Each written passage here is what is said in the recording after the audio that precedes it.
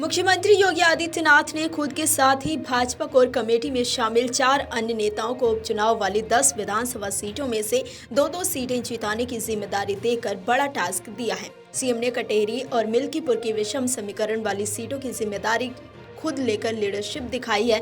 इन सीटों पर चुनाव जीतना भाजपा ही नहीं, कोर कमेटी के 3 प्रमुख नेताओं CM, deputy CM Brajesh Pathak और भाजपा प्रदेश अध्यक्ष भूपेंद्र चौधरी के लिए कड़ी चुनौती भी मानी जा रही है।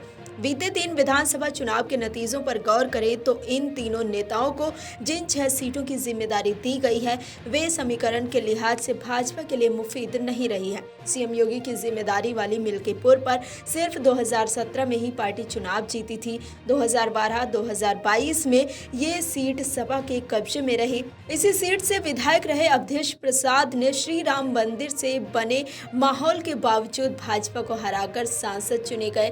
कुर्मी बहुल कटेहरी सीट पर भी लगातार सपा बसपा का ही कब्जा रहा है। इस सीट से लालजी वर्मा कई बार विधायक चुने गए हैं।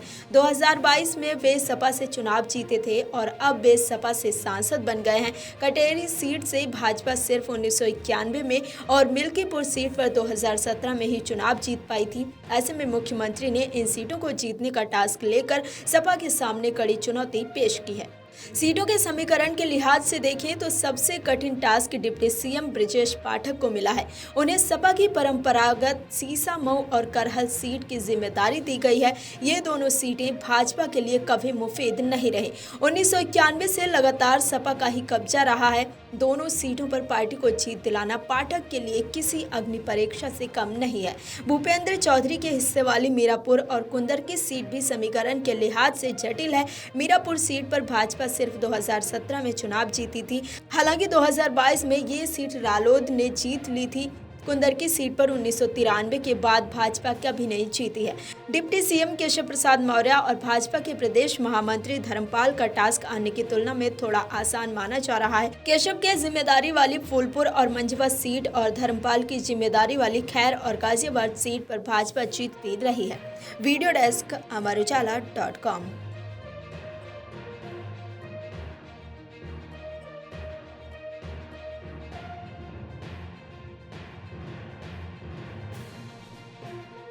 अगर आप ये वीडियो YouTube पर देख रहे हैं तो हमारे चैनल को सब्सक्राइब करें और बेल आइकन को दबाना ना भूलें। अगर आप Facebook पर ये वीडियो देख रहे हैं तो हमारे पेज को लाइक करें।